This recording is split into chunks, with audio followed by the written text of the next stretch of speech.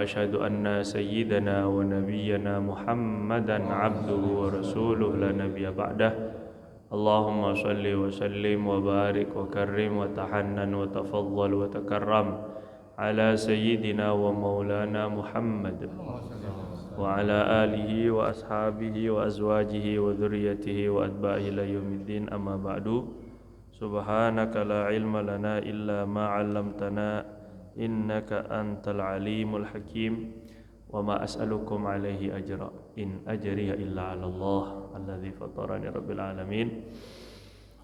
Semoga Allah Subhanahu wa taala pandang kita dengan pandangan kasih sayang. Dalam hadis Rasulullah SAW katakan, "Wa man nadhara ilaihi nadhratan lam yu'adzibhu abada." Orang yang dipandang sekali saja oleh Allah dengan pandangan kasih sayang, Allah tidak akan mengadabnya selamanya. Maka Allah Subhanahu wa taala ini sangat amat sayang kepada bapak-bapak, kepada ibu-ibu, kepada kita, melebihi kasih sayang orang tua kita kepada kita. Jadi mudah Pak, mencintai Allah itu mudah. Caranya adalah melihat bagaimana kasih sayang dan nikmat yang sudah Dia berikan kepada kita. Kata Nabi dalam riwayat Imam Tirmizi, "Ahibbullaha lima asda ilaikum min ni'amih." Cintai Allah dengan cara melihat apa yang sudah Dia berikan kepada kalian. Cintai Allah dengan apa yang sudah Allah karuniakan kepada kalian. Dia Allah itu Pak melihat kita maksiat, Dia ngelihat, Dia menatap saat ketika kita berbuat hal yang nista. Mungkin kita pernah melakukan apa dulu, Dia tahu, Dia lihat, Dia saksikan. Tapi Dia tidak pernah mencemooh, Dia tidak pernah membongkar, Dia tidak pernah mempermalukan kita di hadapan makhluk-makhluknya. Bahkan yang lebih hebatnya, Dia Allah tidak langsung mewafatkan kita. Lau nasha'u latamasna ala a'yunihim fastabaqus sirata fa anna yubsirun. Kalau kami mau, kata Allah, itu mata yang dipakai maksiat langsung kami hilangkan dari bola matanya. Kalau kami mau, kata Allah, mereka kami cabut, kami hilangkan matanya sehingga enggak bisa berjalan ke sana kemari, enggak bisa pulang. Bagaimana bisa melihat kalau Allah Subhanahu wa taala sudah cabut? Walau nasya'u lamasakhnaahum ala makanatihim famastata'u mudhiyan wala yarji'un. Kalau kami mau, kata Allah, saat ketika manusia ini bermaksiat durhaka kepada Allah, kami rubah mereka jadi monyet, kami rubah mereka jadi babi, kami rubah mereka jadi batu di tempat mereka maksiat, sehingga mereka enggak bisa balik, seperti yang terjadi kepada Bani Israel. Waktu itu Bani Israel ini disuruh sama Allah Subhanahu wa taala untuk ibadah di hari Sabtu, enggak boleh mancing. Ini di zaman Nabi Daud. Bukan zaman Nabi Musa, Pak. Di zaman Nabi Daud itu Bani Israel disuruh untuk ibadah di hari Sabtu. Sabtu itu artinya sabat. Sabtu artinya memutus. Artinya memutus kesibukan dunia khusus untuk ibadah. Itu makna dari hari Sabtu dulu bagi orang-orang Yahud.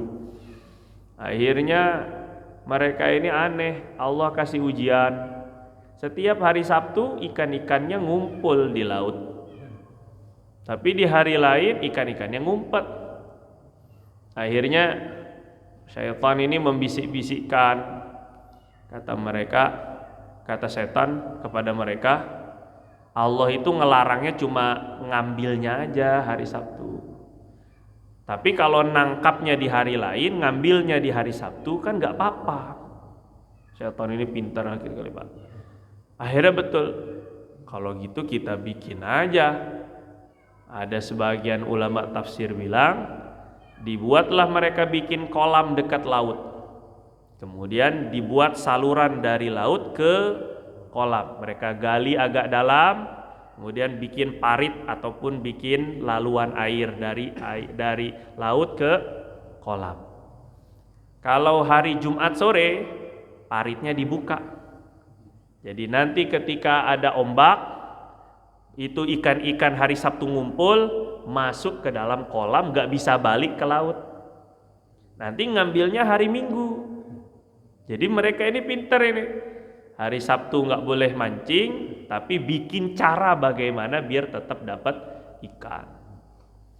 Sebahagian lain mereka bikin jaring, jala, nebar jalanya hari Jumat. Nanti diambilnya hari Minggu. Jadi mereka hindari hari Sabtu betul. Padahal Allah SWT sudah melarang nih. Tapi dibikin hilah-hilah, dicari cara-cara ini untuk menghalalkan apa yang Allah haramkan. Allahu Akbar. Akhirnya mereka dapatlah ikan banyak, Pak. Mereka jual beli sampai duit mereka, penghasilan mereka banyak dengan cara seperti ini. Lama kelamaan kayaknya kita mendapatkan hasil seperti ini nih, kata mereka ini. Berarti Allah sudah menghalalkan kita ini makan ikan hari Sabtu atau nangkap ikan hari Sabtu. Tadinya cuma hilah menghindari hari Sabtunya. Sekarang kayaknya hari Sabtu nggak apa-apa ini kita mancing hari Sabtu. Sebab makan ikan hasil tangkapannya hari Sabtu aja Allah nggak marah, nggak mengadab. Maka langsung mancing dan ngambil di hari Sabtu juga nggak bakal marah Allah ini. Gitu Pak awalnya itu. Akhirnya mereka ini bersepakat untuk mancing ngambil ikan di hari Sabtu. Lah, sebahagian orang-orang, banyak orang-orang daripada Bani Israel, sebagian kecil lah ya, itu ketika itu dikatakan Bani Israel hanya 70.000 orang. Yang 12.000 nolak. Gak bisa, kan gak boleh kita ini. Kita ini disuruh untuk ibadah fokus hari Sabtu. Kok kalian berani? Berarti sisa 58 orang. 12.000-nya nolak. Nggak boleh mereka mencegah daripada kemaksiatan. Mereka ada nahi mungkar, ngomong mereka ini. Akhirnya setelah mereka ini berdiskusi ataupun juga berdebat, kata orang-orang yang pengen tetap dari sisa 58 orang ini, kata orang-orang yang tetap ini mau mancing hari Sabtu, kalau kalian gak setuju udah keluar sana, gak usah di kampung sini. Akhirnya kampung itu dibagi dua. Mereka bikin tembok sekatan, ada pintu yang memisahkan antara mereka. Ini yang 58 orang, 58.000 orang, yang ini yang 12.000 orang yang nolak. Nah, dari yang 58.000 itu nggak semuanya mancing, Pak. Nggak semuanya ikut maksiat, tapi ikut diam dengan kemaksiatan. Ridho, setuju sama kemaksiatannya 58.000 itu. Akhirnya yang 12.000 ini hidup sendiri, yang 58.000 hidup sendiri. Yang 12.000 selama 2 tahun berjalan seperti biasa, aktivitas seperti biasa. Tapi tiba-tiba di satu hari, kok udah 3 hari ini gak pernah kelihatan nih orang-orang dari kampung sebelah keluar. Akhirnya mereka ini yang 12.000 ini, orang-orang yang soleh ini ngintip, Pak. Ngintip tembok, manjat temboknya, ngintip kenapa kok pada nggak keluar ini. Rupa-rupanya sudah jadi monyet semuanya. Kata ulama yang jadi monyet itu yang muda, yang muda betul. Yang sudah tua-tua, yang sepuh jadi babi. Maka Allah katakan kunu qiradatan khosiin. Jadilah monyet-monyet yang sengsara. Nggak lama mati semuanya. Dalam keadaan dirubah Allah jadi monyet. Jadi ada ini, Pak. Allah memang rubah, itu namanya masakh, la masakhnahum ala makanatihim. Kami bisa kalau kami mau, kata Allah. Kami bisa rubah jadi monyet, jadi anjing, jadi babi, itu mudah bagi Allah. Ada seorang ulama hadis, Pak, waktu belajar ngajar hadis gak pernah ngelihatkan wajahnya. Sepanjang perjalanan belajar dan mengajar, muridnya ini gak pernah ngelihat mukanya. Gurunya tuh kayak apa sih mukanya, pakai tirai terus, padahal laki-laki. Akhirnya ketika suatu saat sudah lama, muridnya nanya, guru ini gimana, kami mau ngelihat muka lah, mau natap udah bertahun-tahun katanya. Jadi kata gurunya, nanti kalau sudah ngelihat kalian jangan kaget, jangan takut katanya. Dalam kitab Tuhfatul Ahwazi syarah Sunan Tirmizi. Iya guru, siap. Ketika dibuka, wajahnya keledai. Mukanya Pak, muka keledai katanya. Ya kaget muridnya, loh kok ternyata gurunya ini mukanya kayak keledai. Ya kata gurunya, sebelum mereka bertanya, gurunya ini bilang, kalian ini jangan aneh, sebab saya ini mendengar dulu waktu ngaji hadis, mendengar Rasulullah SAW bersabda, la yantahunna aqwamun an ayyarfau absarahum aw la yuhawwilannallahu ru'usahum ra'sa himar. Jangan orang-orang yang suka menatap matanya fi sholah tuh, di dalam sholat tuh suka ngelihat ke atas gitu. Di dalam sholat kata Nabi, berhenti melihat ke atas langit saat sholat, hukumnya makruh Pak. Terus kata Nabi, kalau nggak mau berhenti memandang ke langit ketika sholat, Allah akan mengangkat, itu dalam hadis itu, Allah akan menghilangkan pandangan mereka. Satu.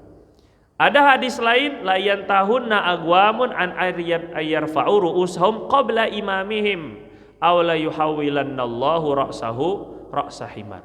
Hendaklah orang yang suka berdiri lebih dulu daripada imam, ini sujud, imamnya sujud, terus dia bangun lebih dulu daripada imamnya, jangan sampai mendahului imam, atau Allah Subhanahu wa taala akan rubah kepalanya dengan kepala keledai.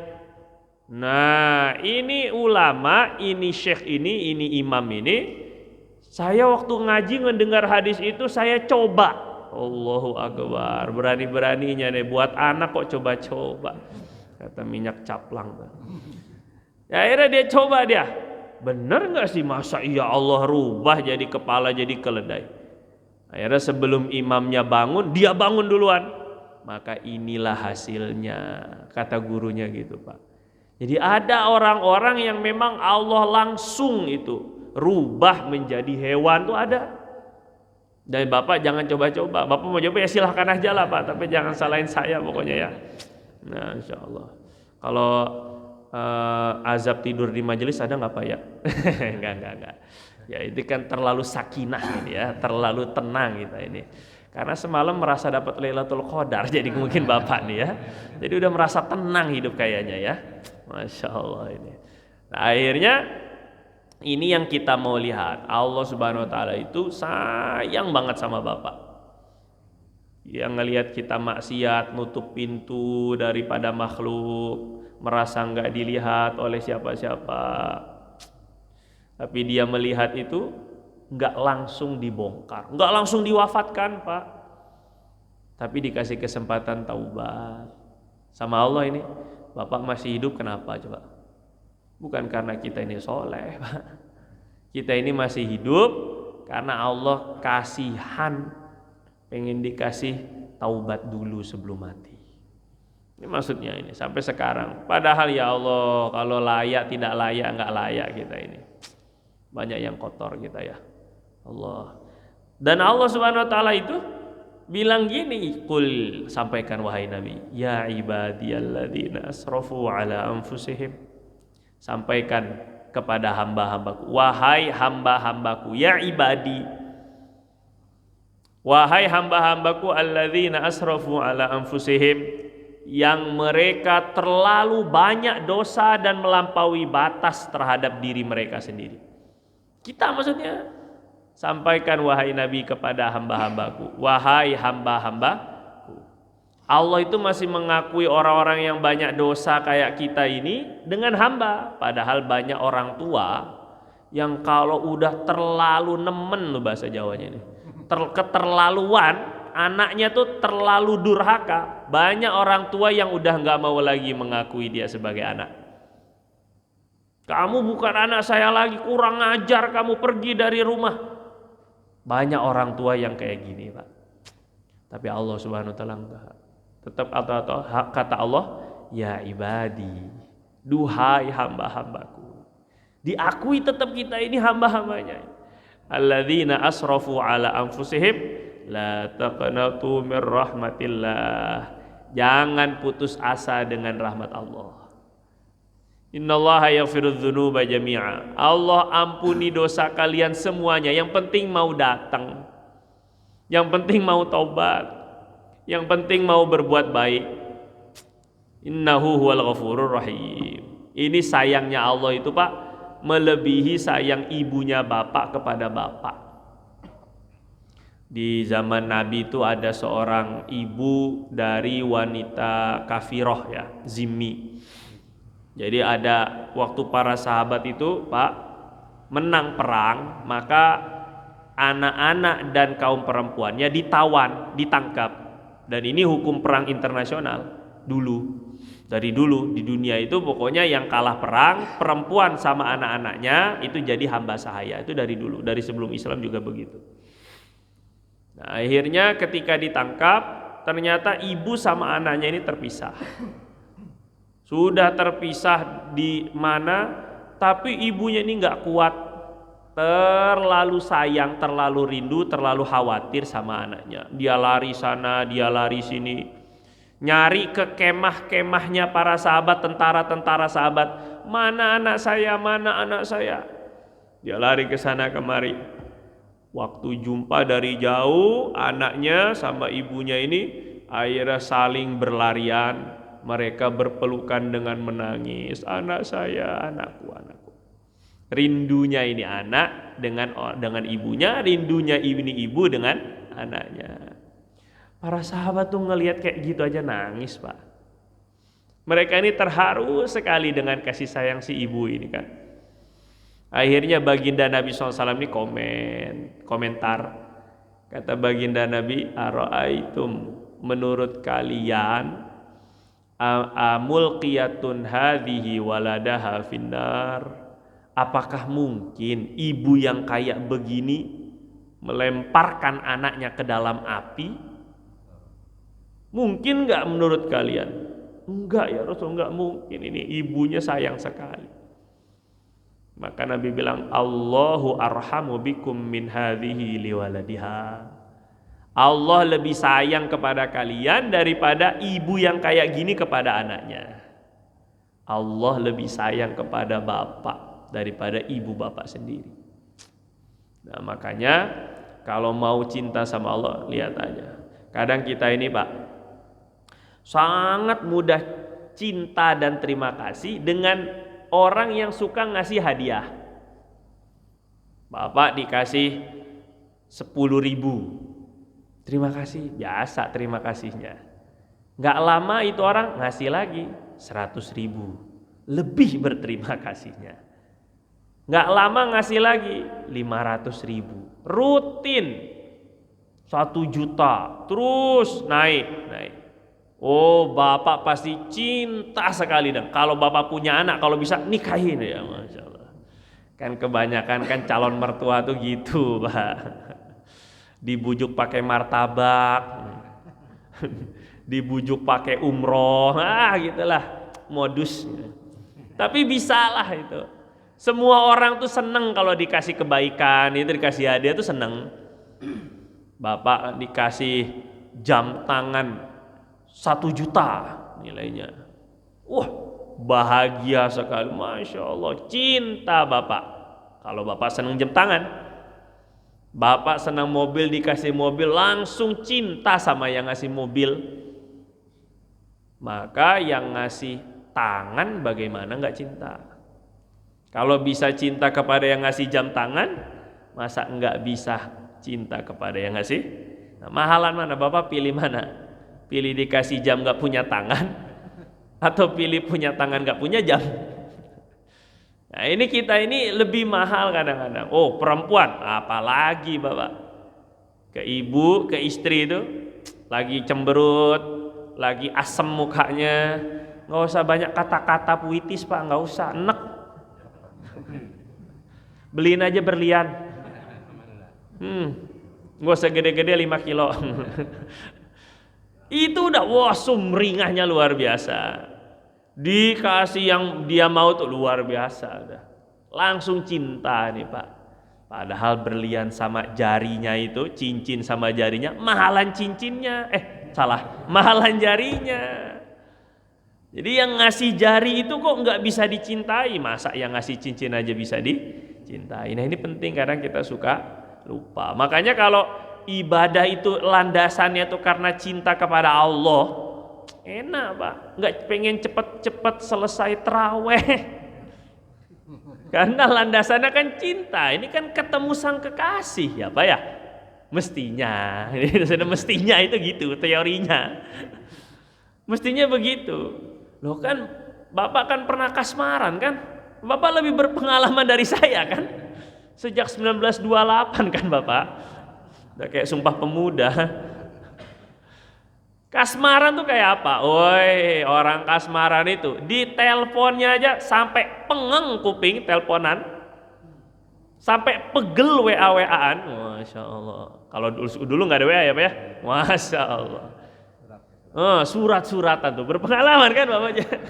Sugeng berpengalaman ini. Itu kayak seneng gitu. Ketemu dia tuh seneng, dan senengnya tuh nular. Tadinya senengnya sama si pujaan hati ini, calon istri kita ini. Akhirnya seneng sama bapaknya, seneng sama ibunya, seneng sama adik-adiknya. Wah, ke calon adik ipar, bapak bener-bener. Perlu apa dek? Wes bilang aja sama abang. Abang. Karena kakaknya, tetehnya diincer. Nggak kayak gitu sama adik kita sendiri kadang-kadang. Itu nularin ini. Jadi kalau orang cinta sama Allah Subhanahu wa taala itu mestinya seneng itu. Nyebut namanya itu seneng. Dengannya tuh seneng, berdiri di depannya tuh seneng gitu. Lah para sahabat itu Pak terawihnya minimal 150 ayat. Itu minimal. Jadi kata Sayyidina Umar, tarawihnya itu antara 150 atau 200 ayat satu rakaat. Jadi makanya mereka tuh menikmati tarawih itu. Makanya disebut tarawih, artinya istirahat. Jadi kata Sayyidina Umar, rawihu ba'da kulli rak'atain qadra ma yatawaddo. Kalian kasih istirahat waktu dulu, antara setelah salam pokoknya itu kasih istirahat dulu seukuran orang bisa wudu. Jadi maksudnya dinikmati gitu, sholatnya itu dinikmati. Setelah sholat panjang duduk dulu, minum-minum dulu, makan-makan snack dulu, begitulah lebih kurang. Kira-kira orang bisa wudu yang mau ke kamar mandi dulu biar seger, gitulah lebih kurang. Nanti sholat lagi. Makanya selesainya deket-deket sahur. Karena gitu dia menikmati dengan sholatnya. Ya kita walaupun sekarang ini belum mampu, tapi tetap ada niat untuk sampai ke sana gitu. Niat untuk sampai kepada cinta sama Allah itu seperti para sahabat itu cintanya sama Allah Subhanahu wa taala itu. Nah, ini kita sekarang pagi ini saya mau nyampein apa ini Pak, saya bingung ini kan, nggak dikasih tema, nggak dikasih judul. Ini mukadimah Pak, jangan salah tadi itu ya. Bapak udah tidur aja nih. Kira saya mau Nina Bobo kali ya, cerita itu belum misi Pak. Yang saya mau tekankan ini karena kita ini mau di akhir Ramadan Pak. Nah, jangan lupa zakat. Kalau zakat fitrah mah biasa, Pak. Ini sudah menjadi keharusan kalau zakat fitrah itu. Orang miskin juga zakat fitrah mestinya, biar orang nggak minta mulu, dapat mulu, enggak. Allah tuh adil gitu, Pak. Dia Allah itu dan Nabi itu memotivasi kita sedekah, tapi juga mengharamkan minta-minta gitu. Kadang-kadang banyak penceramah memotivasi sedekah, tapi lupa untuk memotivasi qanaah, merasa cukup gitu loh. Tidak minta-minta. Akhirnya semakin banyak orang yang tadinya nggak miskin kok jadi merasa miskin. Mentalnya mental miskin, itu penting ini. Kalau di zaman sahabat itu justru malah yang miskin nutup-nutup dirinya biar nggak kelihatan miskin. Yang sekarang padahal nggak miskin, Pak. Oh, motornya aja 2, cicilannya masih ada gini kan. Mampu padahal, tapi kayaknya kalau di depan orang tuh kayak miskin, merasa mustahik dan seneng gitu jadi mustahik zakat teh. Kan aneh ini kan. Di kampung situlah tempat saya tinggal lah gitu ya. Saya nggak sebut namanya, sebut saja Cibinong gitu ya. Itu justru, Pak, orang yang nggak kebagian zakat malah ngomel. Jangan-jangan di sini ada ini ya. Alhamdulillah gitu ya. Di sini sih nggak ada gitu ya. Cuma situan dikit adanya. Jadi nggak dapat zakat tuh, kok saya nggak dapat katanya. Tapi kalau dibilang miskin nggak mau. Lah, kan zakat itu buat fakir dan miskin. Tapi kalau dibilang dasar miskin, enak aja ya miskin. Emang iya. Tapi kalau nggak dapat zakat tuh marah, aneh ini. Jadi orang seolah dia tuh marah karena nggak dianggap miskin, tapi dibilang miskin, kan aneh ini kan, malah marah. Lah kalau dibilang yang kayak gitu tuh kadang-kadang tuh aneh gitu, motornya Nmax, lah kok miskin kok motornya Nmax tuh gimana ini, kumaha iya kan, aneh Pak, aneh sekarang ini. Jadi kalau dalam Al-Quran itu para sahabat dipuji sama Allah. Yahsabuhumul jahilu aghniya aminat ta'affuf ta'rifuhum bisimahum.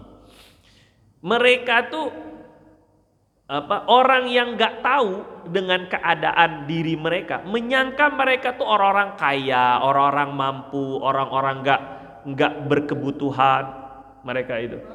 Jadi orang menganggapnya mereka itu kaya. Karena ta'affuf, sifat iffah, menjaga harga dirinya, nggak minta-minta. Ada sahabat Nabi namanya Sayyidina Abu Sa'id Al-Khudri radhiyallahu an. Waktu itu Nabi padahal mau bagikan harta ghanimah, saya ingat saya. Pokoknya harta rampasan perang lah. Sayyidina Abu Sa'id ini udah seneng kan, pengen dapat harta rampasan karena beliau berhak. Waktu pas ngap ya Pak ya, takut batal masa ini. Waktu pas lagi jalan mau menuju Rasul, mendengar Rasul tuh bilang begini, man ta'affafa man ista'affa yu'ifahullah wa man istaghna yughnihillah. Siapa yang merasa dirinya kaya, Allah akan perkaya dia. Siapa yang berusaha menjaga harga dirinya, Allah akan jaga kehormatannya. Dengar gitu doang Pak, potongan hadis gitu doang. Ini Abu Sa'id langsung, saya kan kaya. Wah, langsung begitu langsung. Saya ini kan mampu saya merasa mampu karena Allah nanti akan sesuai prasangka hambanya. Kalau diri kita merasa saya ini nggak mampu, saya ini miskin, itu kan prasangka dia kepada Allah. Makinlah Allah Subhanahu wa taala kasih miskin terus. Ana inda dhanni 'abdi bi. Aku sesuai prasangka hambaku kepadaku. Falyadhun nabi masya'a. Silahkan berprasangka apapun kepada aku. Kata Allah ini. Akhirnya Abu Sa'id itu langsung semenjak itu gak jadi Pak. Padahal ini nerima sesuatu yang haknya. Orang sekarang gak dapat bansos kok marah-marah. Padahal emang gak layak dapat bansos nih. Allahu Akbar. Nah ini perlu nih dihidupkan ini ya. ada mental kaya. Dan Nabi itu senang, walaupun zohirnya miskin, tapi mentalnya kaya. Itu namanya ghinan nafs. Innamal ghina ghinan nafsi. Kata Allah kata Nabi, kekayaan yang sejati itu kekayaan hati. Kekayaan hati itu apa sih Pak? Merasa diri kita itu mampu. Saya ini mampu, saya mampu. Ngerti ya sampai sini Pak ya? Nah, jadi Bapak jangan gini. Ayo Pak mengeluarkan zakat. Boro-boro. Segala ada kata boro-boro. Atau boro-boro nggak Pak? Boro-boro zakat. Nah, katanya. Cicilan aja masih banyak. Nah ini kan boro-boro itu berarti bersandar kepada dirinya. Ayo Pak kurban. Ini dikit lagi mau Idul Adha. Boro-boro katanya ini kan. Ini jangan bilang boro-boro tapi bilangnya insya Allah. Niat dulu, niat aja nggak berani gimana amal Pak? Niatin dulu, jangan ingat masa saya bisa kurban, masa saya ini udah bersandar kepada diri itu namanya, bukan bersandar kepada Allah. Karena udah nggak ada niat, ya nggak bakal Allah kasih. Likul imri'in manawa. Nabi janji pokoknya orang itu dikasih sesuai niatnya. Niat aja dulu, nabung aja dulu. Ayo Pak umroh, boro-boro gitu terus innalillahi wa inna ilaihi raji'un. Buat biaya hari-hari aja kurang.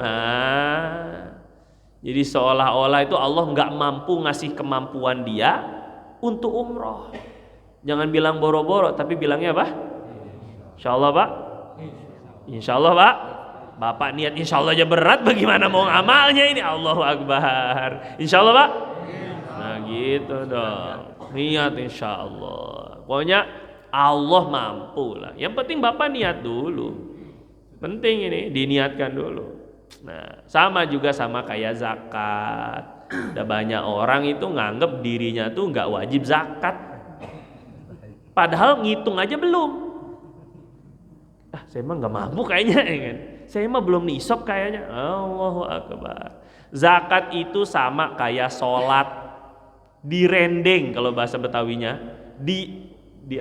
disenaraikan terus sama sholat itu. Aqimus sholah wa atuz alladzina yuqimuna sholah wa yu'tunaz zakah.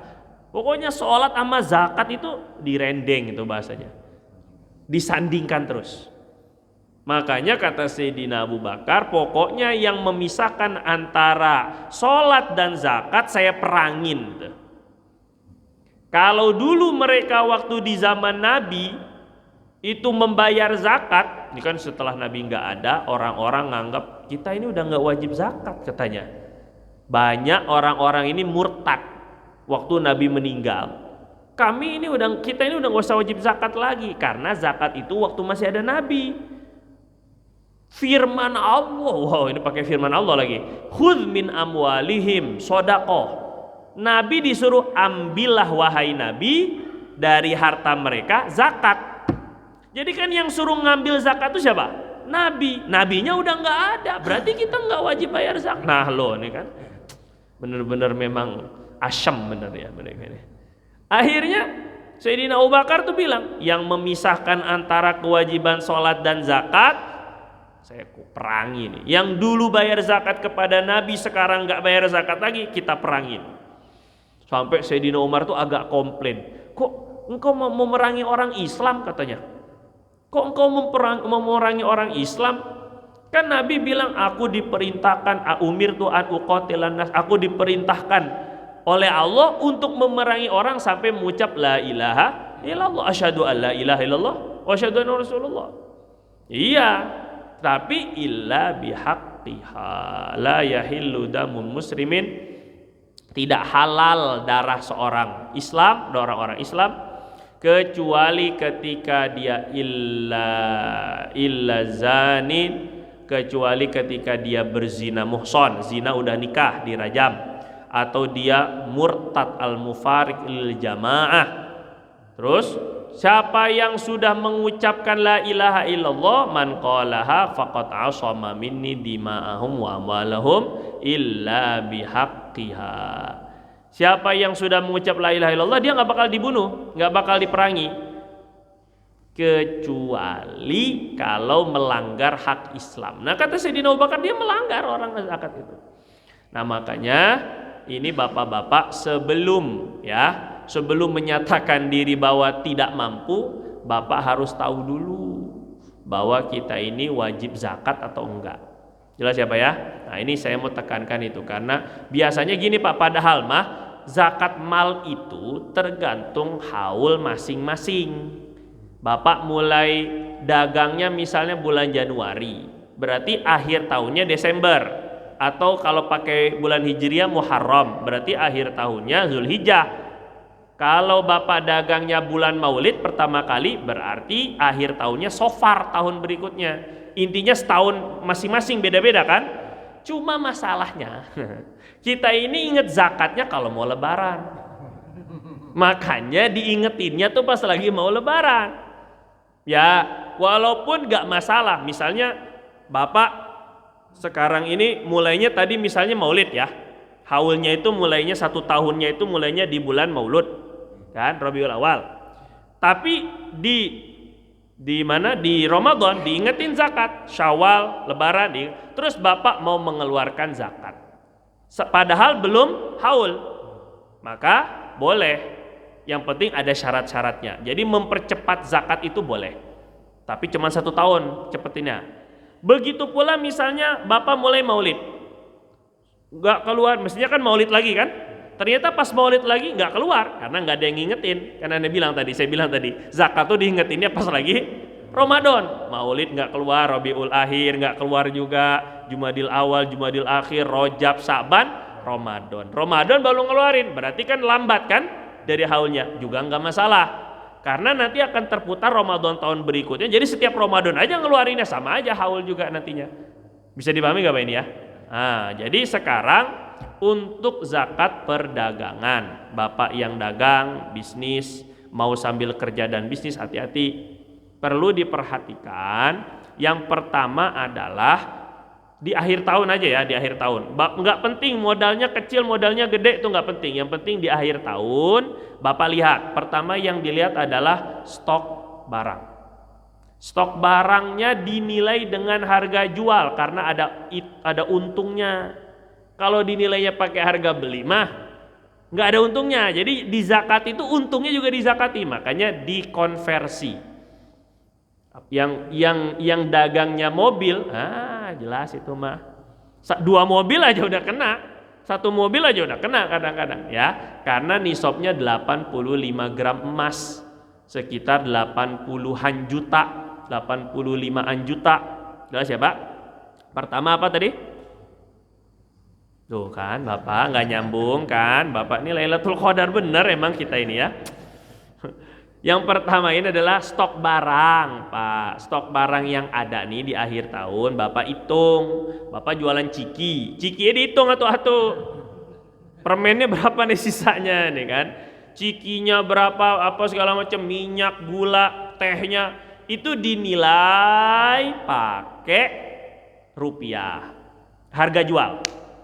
Ya, misalnya harganya itu harga belinya 1.000, Bapak jual 1.500, berarti satu itemnya dinilainya 1.500. Bisa dipahami kan Pak? Nah, di total dulu semua. Ini kalau jadi duit berapa ini? 1. Ditambah yang kedua, piutang. Ada yang belum bayar, namanya dagang Pak, kadang-kadang kan orang ngutang dulu apa segala macam. Nah, piutang yang memang jatuh di tahun itu, yang memang sudah jatuh tempo maksudnya. Nah, itu dihitung yang kedua, tambahan dari harga barang. Ngerti Pak? Yang ketiga, cash flow-nya, uang yang ada. Uang yang ada sekarang nih, uang dagang yang ada, yang udah kemakan nggak dihitung, yang udah kebelanja nggak hitung, yang ada sekarang berapa. 3 ini di total. Caranya ngitung ini zakat dagang. Bapak yang punya dagang apa? Ini dihitung ya. Terus termasuk dagang jasa. Nah itu nanti kan sama itu. Uang yang ada berapa. Kalau untuk tempat itu nggak dihitung Pak. Ataupun juga alat-alatnya, perabotnya itu nggak dihitung. Yang dihitung itu barang jualan yang sisa, kemudian piutang yang belum terbayar dan sudah jatuh tempo, orang ngutang ke kita belum bayar gitu maksudnya. Orang ngutang. Terus yang ketiga sama apa? Uangnya, uang kasnya. Dikurangi yang pertama adalah beban-beban, tanggungan dagang yang sudah jatuh tempo, gaji karyawan, sewa tempat gitu ya, kemudian listrik, kemudian juga hutang yang sudah, hutang dagang ya, bukan hutang pribadi, hutang dagang yang sudah di jatuh tempo itu dikurangi. Sudah ngerti sampai sini Pak? Jadi 3 tadi itu dikurangi beban-beban, sisanya dilihat, hasilnya dilihat sampai apa enggak nisabnya. Berapa tadi nisabnya? 85 gram emas. Terserah, itu 1 gram emasnya Bapak lihat di Google. Nah, dibayar tiap bulan tadi mempercepat zakat dalam 1 tahun gitu. Nah, jadi pertanyaannya tunggu sebentar ya. Nah, ditahan dulu ini ya, biar semangat ini. Nah, terus ini zakat perdagangan.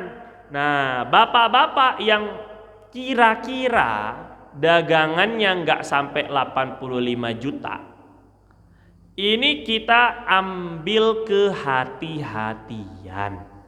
Karena dalam mazhab Syafi'i itu tidak hanya pakai emas, tapi juga dinilai nisabnya pakai perak. Perak itu nisabnya cuma 595, 600 lah, atau 585 gram. 1 gram perak kan cuma 40.000, 30.000. Bapak pernah lihat ya dulu ya nggak pernah ke pasar Bapak namanya. 30-40.000 antara 2, tergantung belinya di mall apa di pasar gitu ya kan. Yang jelas pokoknya 30 atau 40 lah. 30 misal. 30.000 dikali 600 gram berapa? Nah kan mulai nih. Kebanyakan glukosa Bapak ini ya sahurnya kayaknya nih. Berapa Pak? 30.000 kali 600 aja biar genap ya. Kalau kali 585 lebih susah lagi Bapak ini nanti. 18 juta. Gitu ya. Kalau 585 berarti di bawah itu, nggak sampai 18, mungkin 17 sekian juta. Jadi kalau harga tadi semuanya sudah ditotal ternyata sampai 18 jutaan, kehati-hatian dalam mazhab Imam Syafi'i dikeluarkan. Berapa dikeluarkannya? 2,5%. 2,5% pakai duit, jangan pakai sarung. Mentang-mentang Bapak pedagang beras gitu, ngeluarinnya beras, bukan, ngeluarinnya harus duit. Iya, wah Bapak dagangnya dagang koko, ini kayak zakat 2,5%, pakai koko ya nggak bisa.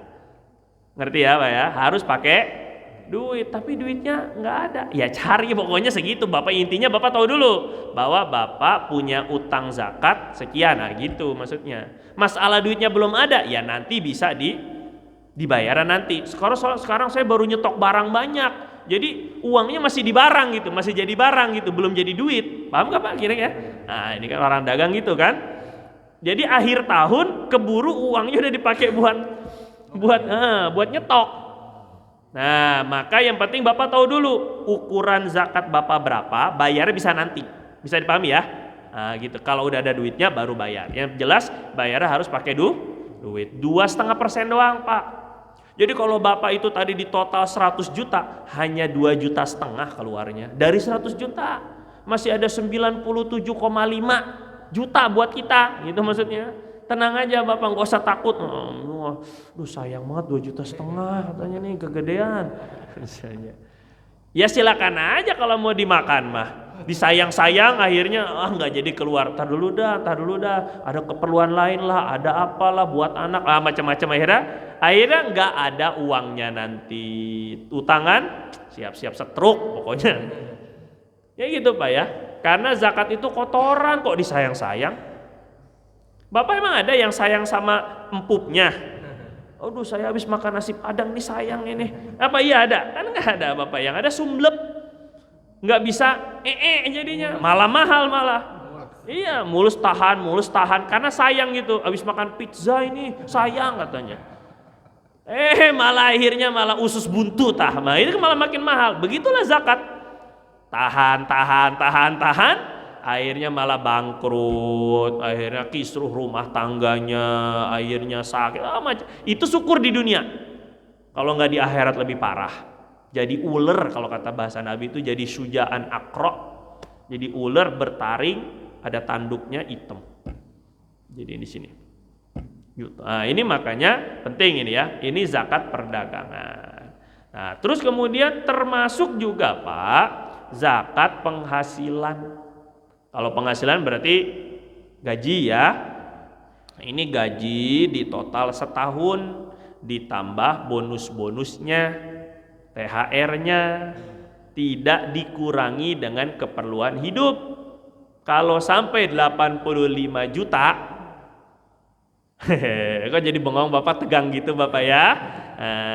Keluar 2,5%. Berarti kalau 85 juta dibagi 12 bulan, kan total setahun. Berarti kalau 85 juta dibagi 12 bulan sekitar 7 jutaan. Nah, Bapak yang punya gaji pendapatan itu 7 jutaan, itu kena 2,5%. Boleh bayarnya tiap bulan dicicil lebih ringan. 10 juta Bapak dapat gaji 10 juta atau pendapatan 10 juta, 2,5%-nya berapa? Cuma 250.000 Pak, kecil lah, dari 10 juta gitu maksudnya. Gitu ya, jangan disayang-sayang, jangan gitu kan. Nah, bisa per tahun nanti, berarti tinggal kali aja 250.000 iya, dikali 10, dikali 12 berapa? Sayang ya. 3 juta. Oh sayang, padahal dikasih Allah 120 juta. 3 juta masih sayang. La ilaha illallah. Kan kalau 10 juta kali 12 bulan kan 120 juta. 120 juta yang diminta cuma 3 juta. Oh gede banget ya, gede banget. Silakan setruk gitu. Hati-hati ini Pak ya. Oh, memang namanya ibadah mah kudu dipaksa memang Pak. Kudu emang, nggak bisa gitu. Ini mah saya Allah tidak, nggak bisa. Harus dipaksa namanya ibadah itu mah ya. Ini zakatnya penting ini. Aduh, ini zakat ini penting sekali.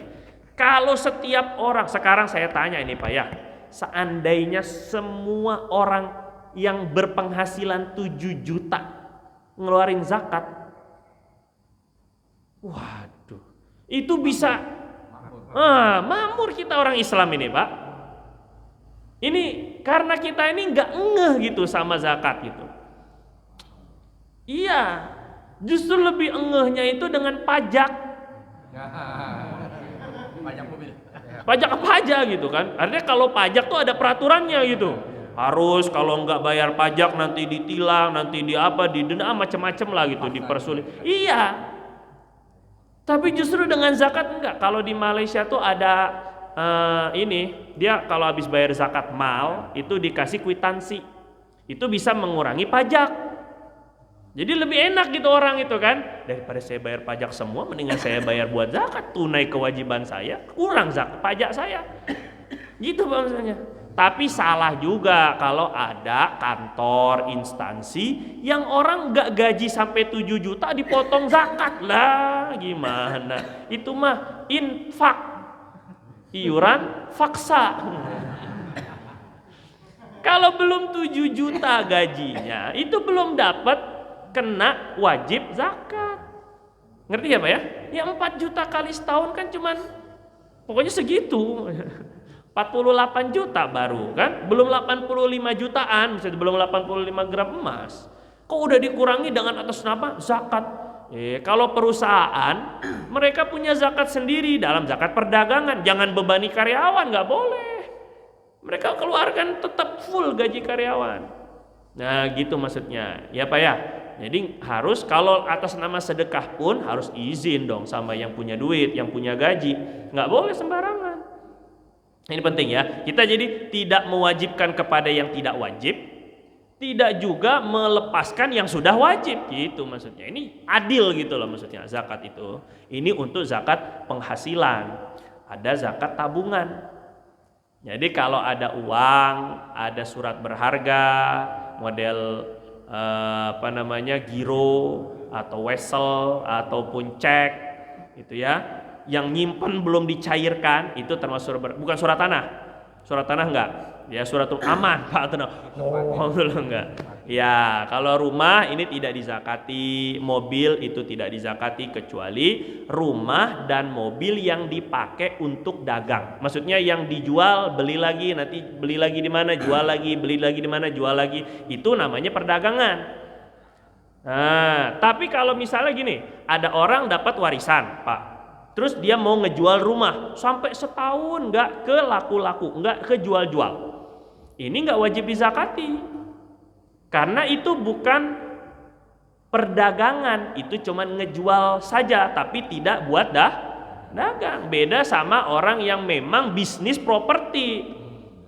Dia beli untuk dijual lagi, dia beli untuk dijual lagi. Pokoknya harga naik jual, nanti harga sedikit jual lagi. Sama kayak orang jual beli mobil gitu juga.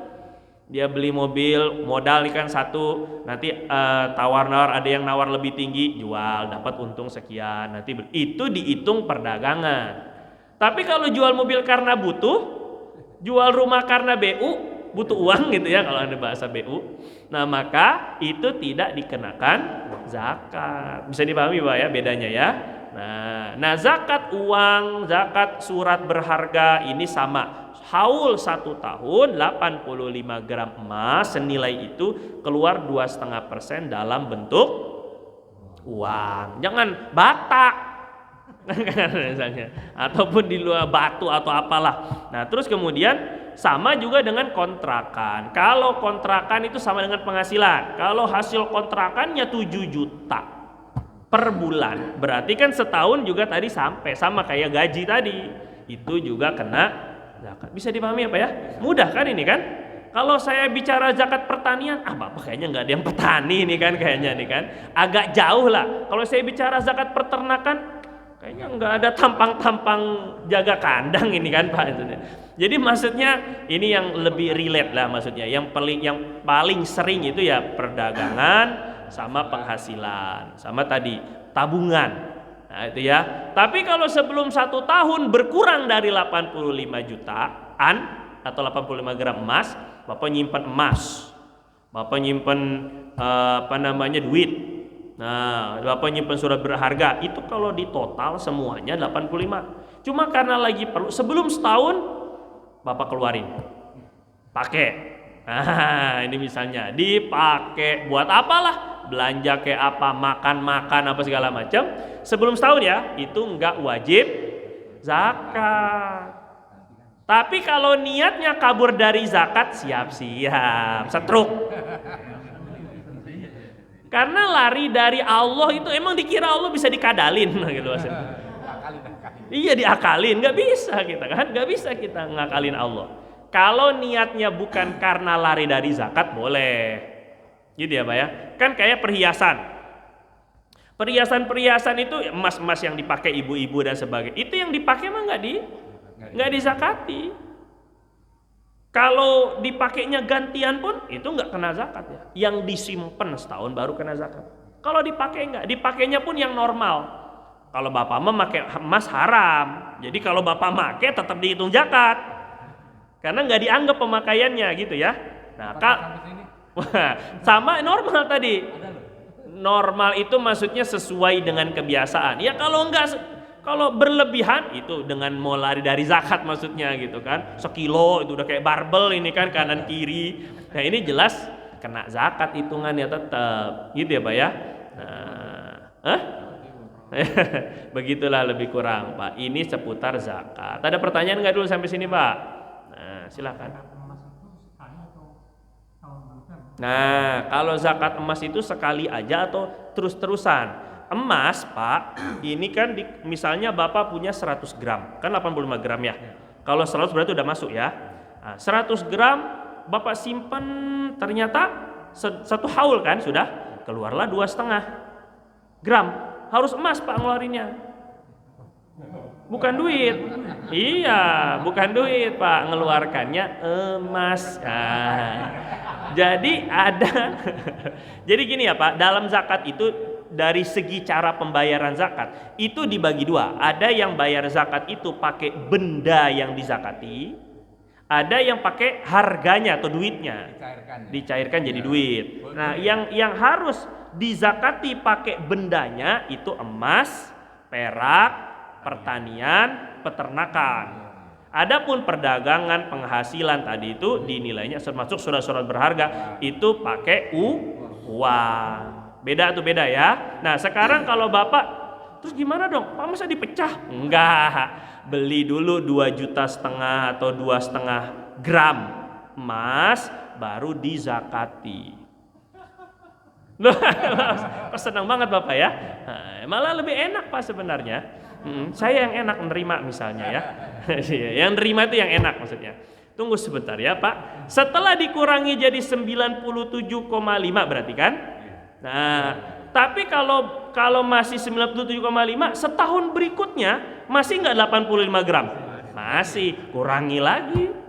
Terus keluarin terus selama masih 85 gram. Nah, apalagi ya nilainya bertambah. Pokoknya intinya 85 gram lah kalau emas itu ya. Kalau perak 585 gram perak. Bukan selama dalam 1 tahun gak berkurang dari nisab, keluar terus zakatnya. Nah, makanya ada hadis begini Pak. Kalau kamu memegang harta anak yatim, hendaklah dikelola hartanya, dibisnisin apa segala macam agar tidak habis dimakan zakat. Nah, jadi ada zakat itu memang ada terus. Jadi Nabi itu nggak mau hanya dizakatin tapi nggak menghasilkan gitu maksudnya. Pengennya Nabi itu dikelola juga, nggak apa-apa bayar zakat terus tapi dikelola gitu lebih kurang. Ya, nah, silakan Bapak. Kalau kan usaha yang Ya. Jadi kalau saya ngeluarinnya setiap 2 bulan sekali saya Keluarin. Ya, gini Pak ya. Oh iya saya lupa. Cara mengeluarkan zakat itu mudah Pak ya. Nggak usah sulit-sulit. Salaman dulu. Bapak siap saksi udah kayak mau nikah Pak. Nggak perlu kayak gitu kalau zakat itu sebenarnya. Cukup ketika kita mengeluarkan, memisahkan duit kita, beras kita, ataupun juga harta kita, ketika kita ngeluarinnya itu kita niat dalam hati, ini zakat harta saya, ini zakat fitrah saya, istri saya, anak saya. Bah selesai. Oh, karena niat. Ini bukan akad. Kalau akad baru dilafaz, wajib.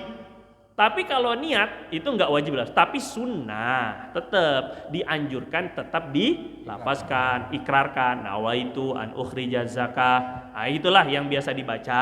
Kalau enggak bisa dulu ribet nih baca Quran aja susah, nih baca niat zakat lagi kan? Ya udah pakai bahasa Indonesia boleh. Saya niat mengeluarkan zakat fitrah karena Allah untuk saya, istri saya, fulana binti fulan, anak saya, begitulah lebih kurang, agar didoakan kepada orang yang nerima amil. Itu sunnah mendoakan, minimal mendoakan Allahumma sholli ala fulan, itu doanya. Kalau Nabi ya Allah berilah rahmat kepada fulan yang bayar zakat ini.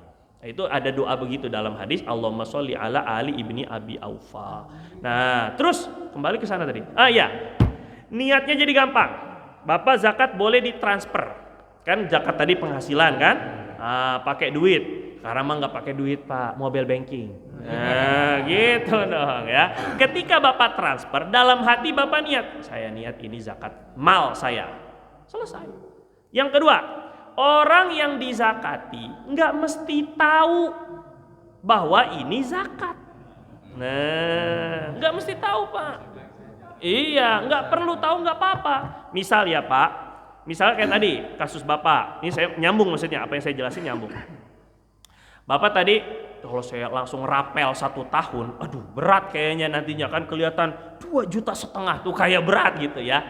Tapi kalau per bulan itu cuma 100.000, 200.000 itu kelihatan agak ringan kan? Itu Bapak boleh ngelihat pengemis di jalan 50.000 dalam hati ini saya niatin zakat. Nanti ketemu lagi, jadi dicicil bayar zakatnya, jadinya. Bayar zakat itu dicicil jadinya. Jadi ada orang butuh, saya mau minjem duit dong, segala macam, anak saya lagi sakit apa segala macam, gitu ya. Daripada Bapak pinjemin ntar nggak balik sakit hati kan, gitu. Kadang-kadang kan minjemnya enak tapi ngembaliinnya kok galak. Nah ini kan lebih parah ini ya, bukan nggak enak lagi, galak malah disuruh ditagih itu ya. Nah jadi kayak gitu, udahlah saya nggak bisa minjemin, cuman ini saya kasih buat kamu. Bapak boleh bilang ini zakat buat kamu, boleh, gitu ya. Karena memang secara zohir dia mengaku dia ini miskin gitu maksudnya. Ya itu nggak usah dibilang miskinnya gitu ya, cuman kayak gitulah lebih kurang ya. Nah, cuman kan karena bapak miskin, ya nggak usah begitu bapak. Itu udah ngamuk duluan. Jadi dikasih dalam keadaan dia nggak tahu pun sah. Yang penting dalam hati bapak, niat zakat. Ini zakat mal saya, itu udah cukup. Ya, dicicil dikit-dikit boleh. Apalagi yang punya gaji tadi kan 2,5% setiap bulan, 2,5% dikasih ke yatim, dikasih pokoknya yang termasuk 8 golongan itu ya. Yang sekarang ada itu tinggal 4 paling. 4 ya. Fakir, miskin, gharib, orang yang banyak utang, yang nggak mampu bayar utangnya. Bukan cicilan, itu semua kita gharimin dong kalau kita ceritanya. Saya juga banyak cicilan Pak, tapi kan Bapak masih mampu. Yang bener kredit udah kita tuh udah nggak bangkrut, udah nggak mampu bayar utang, itu maksudnya gharimin yang kayak gitu maksudnya ya. Sama yang keempat ini amil dari Baznas, Laznas yang gitu ya, itu memang mereka amil yang diangkat pemerintah, maka berhak. Jadi tinggal 4 ini aja. Fisabilillah itu adalah tentara jihad fisabilillah yang nggak dibayar. Tentara kita dibayar, semuanya digaji, dapat pensiunan, jadi nggak termasuk. Begitupun juga Ibnu Sabil, orang yang lagi musafir kehabisan ongkos, hampir nggak ada. Kalau ada pun malu ngomongnya, gitu kan Pak. Kemudian orang yang yang mu'alaf. Nah, mu'alaf ini boleh, tetapi kadar. Kalau ulama dalam kitab fikih udah bilang begini Pak, itu dulu kita masih perlu banyak orang mu'alaf masuk Islam. Sekarang Islamnya udah kuat. Jadi mereka nggak perlu lagi untuk dikasih zakat. Ada pendapat ulama dalam kitab fikih itu begitu. Nah, jadi mu'alaf itu juga boleh menerima. Sekarang ini jarang lah, sedikit lah gitu maksudnya kalau ada pun. Dan bukan berarti gini Pak, udah bertahun-tahun masuk Islam, mu'alaf mulu. Berapa tahun Pak masuk Islamnya? Masya Allah karim, masih mu'alaf aja. Innalillahi, hati-hati ini ya. Nah, begitupun juga yang hamba sahaya sekarang udah nggak ada. Ya Bapak silakan. Jadi tadinya saya mau bertanya mengenai kita punya koperasi. Apakah dalam arti kata mengeluarkan zakat perlu kita istilahnya rapat dulu dengan anggota? Iya, betul. Itu kewajiban gini Pak, ketika kita membentuk koperasi, perusahaan atau korporasi yang memang itu adalah dana bersama, dananya dana gabungan berarti kan? Nah, maka mengeluarkan zakatnya masih bentuk dana bersama. Jadi bukan masing-masing dari anggota tuh ngeluarin, bukan. Yang ini nih, yang koperasi ini atau perusahaan ini, ya selama dia belum dibagi-bagikan dividen dan sebagainya, keluarin zakatnya dulu. Jadi itu sudah satu kesatuan. Sebagaimana kita ini bersepakat untuk bisnis bersama, maka harus sepakat untuk ngeluarin zakat bersama. Enak aja bisnis maunya bersama, tapi zakat nggak usah lah, kamu aja, saya enggak. Ngarang. Sebelum dibagi-bagikan SHU-nya, betul ya, maka dipotong zakat dulu, zakat koperasi memang begitu Pak. Ya, bukan zakat individual, bukan. Ini zakat usaha bersama. Yang penting tadi sampai nisab ya Pak ya. Waalaikumsalam warahmatullahi wabarakatuh. Betul.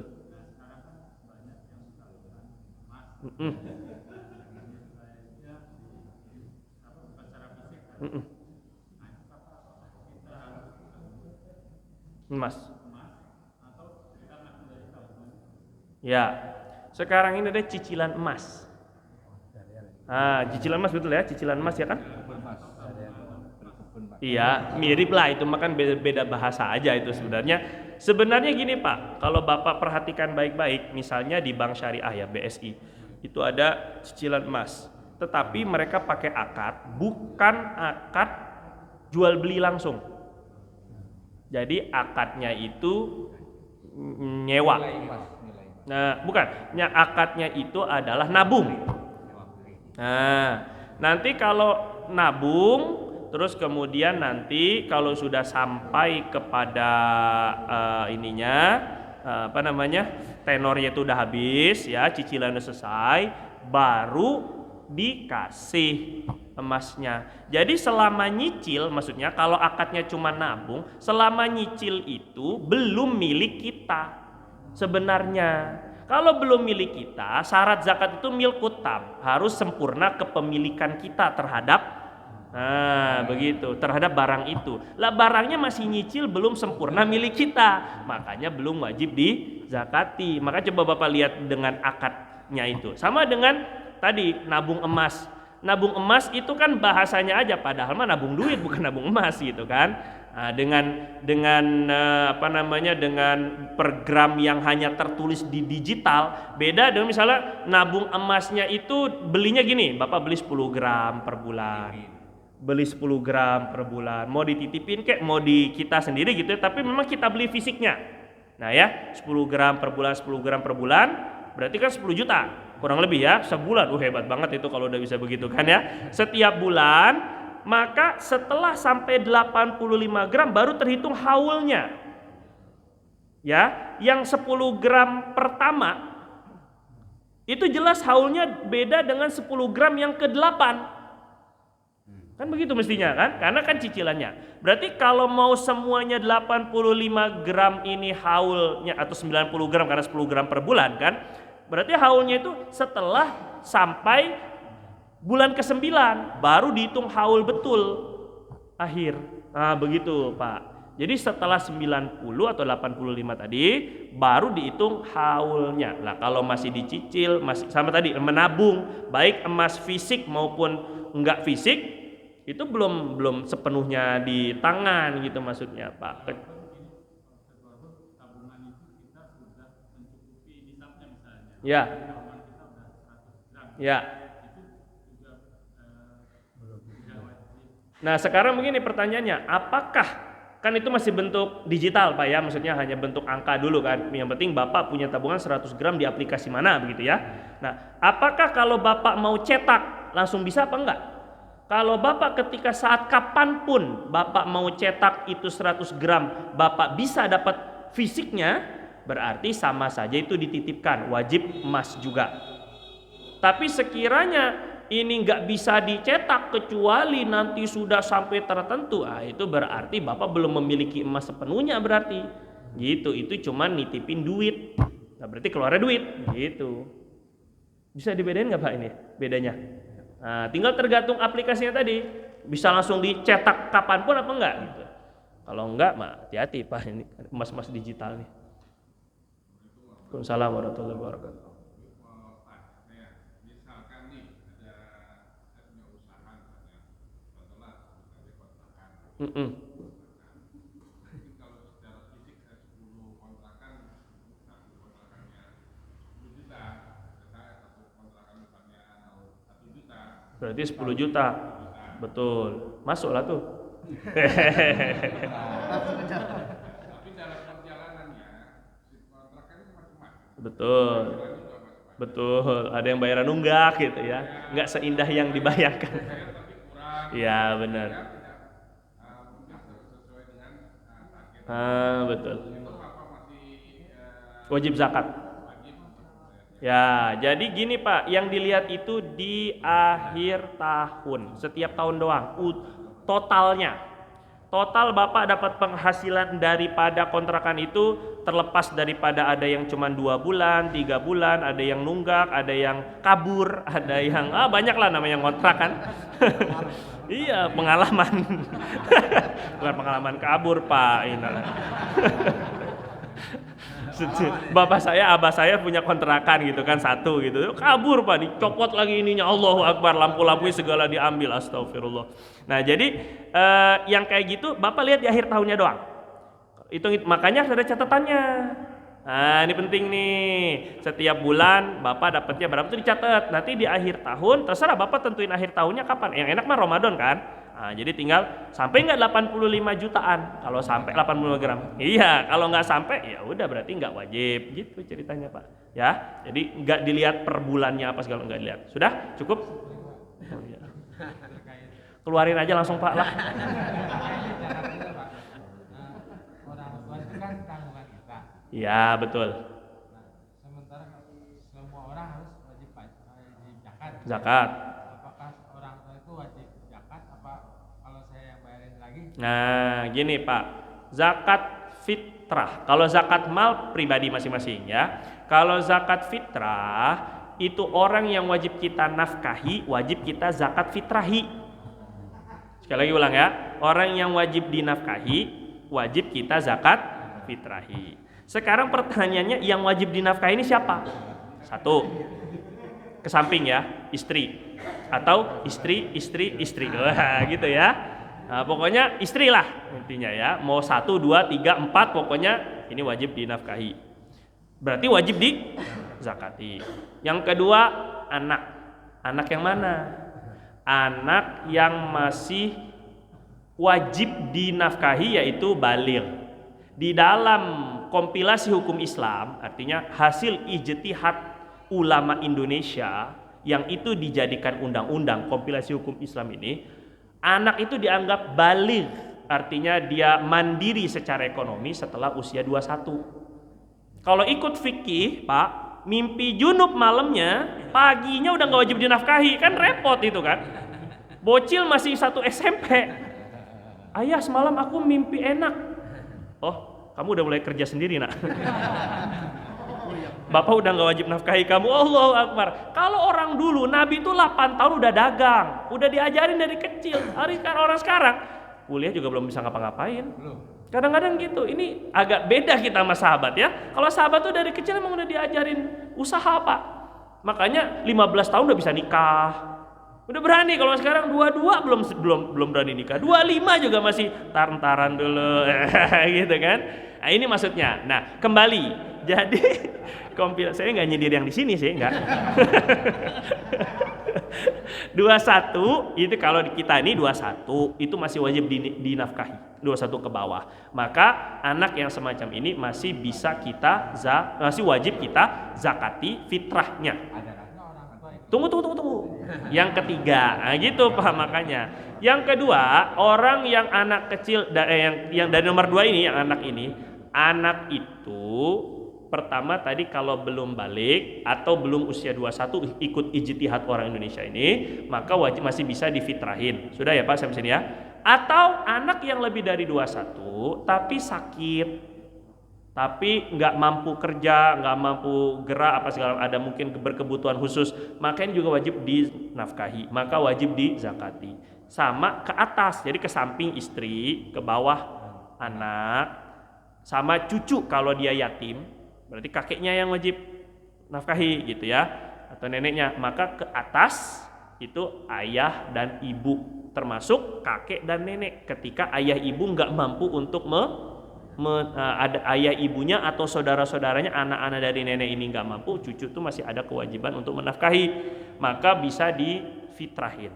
Nah, ayah ibu yang mana? Orang tua yang miskin. Kalau orang tuanya kaya, itu nggak bisa kita zakat fitrahi, gitu ya. Kalau orang tua yang miskin, ya memang dia sakit-sakit. Jadi nggak semua orang tua kita wajib nafkahi, itu maksudnya dulu.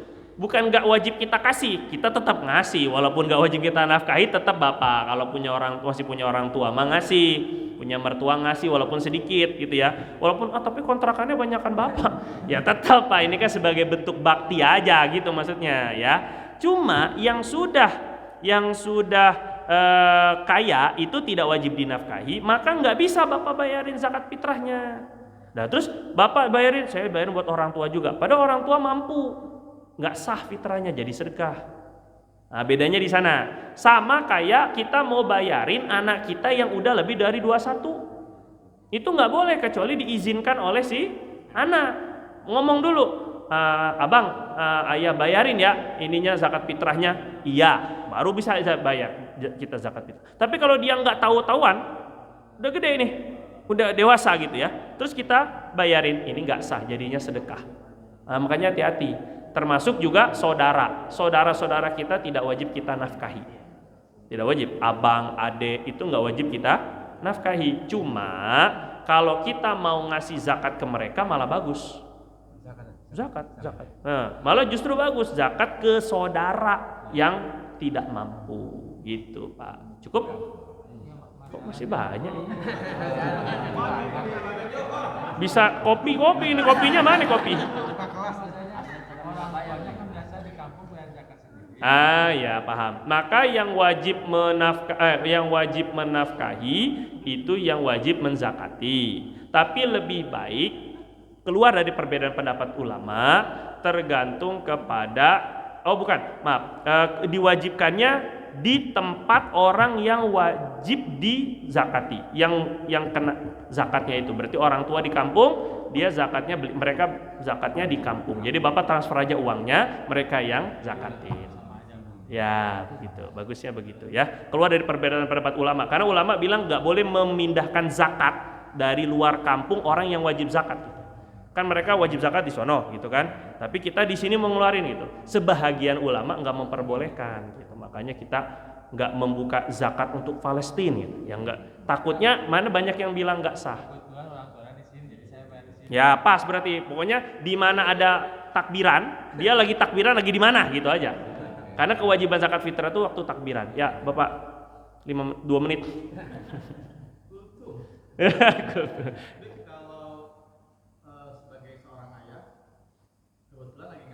Nggak punya duit. Iya. Terus anaknya udah kerja atau istrinya mau ngebayarin zakatnya untuk keluarga tersebut. Itu boleh diterima atau tetap sang ayah itu kudu pinjam dulu kepada yang lain karena pemahamannya zakat mau bertanggung jawab gua. Oh iya. Ya, jadi gini. Kalau kewajiban zakat itu adalah tergantung siapa yang wajib menafkahi, maka walaupun istrinya kaya atau kerja, suaminya enggak kerja atau miskin, maka istri enggak wajib zakat. Jadi tetap kewajiban zakat itu di orang yang wajib menafkahi. Nah, tapi kalau istrinya ngeluarin zakat ke suaminya lebih bagus. Jadi bapak kan miskin ya pak. Hina banget ini. Ayah kan sekarang lagi miskin. Ini zakat mamah. Allahu Akbar. Sakit itu. Tadi dulu pak, ini ada tadi siapa tadi? Cukup pak ya. Intinya sih kewajiban ayah tetap. Ngerti ya? Boleh minjem, boleh. Enggak juga nggak apa-apa. Kalau si bapaknya lagi nggak mampu, memang nggak mampu zakat. Kalau zakat fitrah mah kecil banget pak, nggak mampunya. Masalahnya bisa makan dari maghrib takbiran sampai maghrib hari raya, bisa makan, berasnya cukup buat dia dan keluarga. Ada lebihnya beras aja, itu udah wajib dizakati. Jadi bukan harus sebulan, keperluan sebulan dulu kita, bukan. Hari itu doang tuh. Dari misalnya gini pak, bapak dengan keluarga makannya berapa banyak sih berasnya? Misalnya kita berapa? 3 liter, 4 liter. Nah, misalnya bapak 5 liter deh. 5 liter tuh sehari semalam saya dengan keluarga makannya. Bapak punya 6 liter, yang 1 liter wajib dizakat fitrahi, walaupun nggak sampai 2,5 liter atau 3,5 liter. Karena kemampuan cuma 1 liter. 1 liternya wajib dizakat fitrahin. Jadi sangat kecil sekali nisab untuk zakat itu. Sangat kecil sekali. Bukan, zakat fitrah. Zakat fitrahnya itu kan 3,5 liter. Nah, gitu maksudnya. Ada orang punya berasnya cuma 6 liter nih malam takbiran. Kan berarti pas-pasan dia kan. Tapi kebutuhan dia dengan keluarga cuma 5 liter. Kan sisa 1 liter. 1 liternya wajib dizakat fitrahin tetap pak. Walaupun nggak sampai 3,5 liter. Artinya semiskin-miskinnya orang itu iya gitu maksudnya. Tetap zakat juga ujungnya gitu. Kecuali untuk makan di malam takbiran tuh nggak ada. Kosong gitu misalnya. Nah ini berarti dia benar-benar harus dizakati ini malah. Jelas ya. Tadi di sini ada satu. Pak. Kalau untuk zakat panen sawah gitu ya. Nah. Uang konversi ke beras itu bisa nggak buat panen? Enggak, harus beras. Harus beras. Kalau ininya, kalau nisabnya itu hampir 600 kilo. 600 enggak sampai 590-an kilogram beras ya, bukan gabah. Dia bukan dengan gabahnya gitu. Hah? 6. Ya, 5 kintal lebih gitu maksudnya nisabnya. Jadi 6. Tapi kalau 5 kintal mau dikeluarin lebih bagus dan keluarnya enggak 2,5. 10 atau 5 minimal. Biasanya orang tuh kalau kalau sawah sekarang itu biasanya pakai perairan yang nggak original dari hujan. Dia kebanyakan pakai irigasi atau pakai listrik lah, intinya ada pompa apa segala macam. Berarti itu kan ada biaya kan? Karena ada biaya, jadi ngeluarinnya 5%.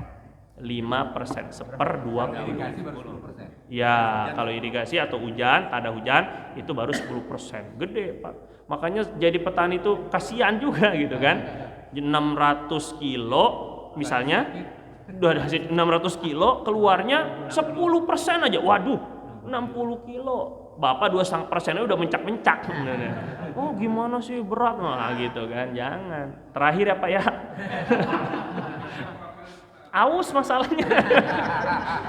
Mestinya Bapak naruh minum Pak biar lupa gitu. Siapa tahu lupa. Misalnya saya punya teman ini sudah pensiunan. Dia pensiun, dia punya investasi dari kontrakan lagi. Kontrakan itu dikelola oleh istrinya. Karena dia sudah tidak berpenghasilan. Wajib nggak dia berzakat? Sementara tadi problemnya pembayaran untuk kontrakannya seperti tadi cerita pertama. Wajib dia untuk berzakat atau fitrahnya itu bagaimana? Ya, kalau fitrah, Bapak, ini diwajibkannya kepada orang yang mampu dan yang wajib menafkahi. Nah, sekarang kontrakan itu punya siapa? Walaupun yang ngelola istri. Walaupun yang ngelola istri, Pak. Ya, Nyonya Menir gitu ya, berdiri sejak 1928. Tapi kan tetap atas nama suami. Kecuali gini, beda cerita. Pokoknya itu kontrakan semua harta saya buat kamu sayang, misalnya. Jadi bapaknya benar-benar miskin total. Nah ini baru dia nggak wajib lagi kan, malah nanti dizakati nama istrinya. Tapi kalau masih punya dia, rumah juga masih punya dia, itu punya harta dia semua Pak. Walaupun yang ngelola istri, sama tadi zakat mal itu istri bantu ngelola, tapi tetap hak asalnya uang itu punya suami asalnya gitu. Karena hasil dari modal investasi suami gitu. Kecuali kalau ada lafaz tadi dikasih semua buat istri masih hidup, itu lain cerita. Wallahu a'lam bissawab. Subhanakallahumma wa bihamdika asyhadu an la ilaha illa anta nastaghfiruka wa natubu ilaik. Lebih kurang mohon maaf. Assalamualaikum warahmatullahi wabarakatuh.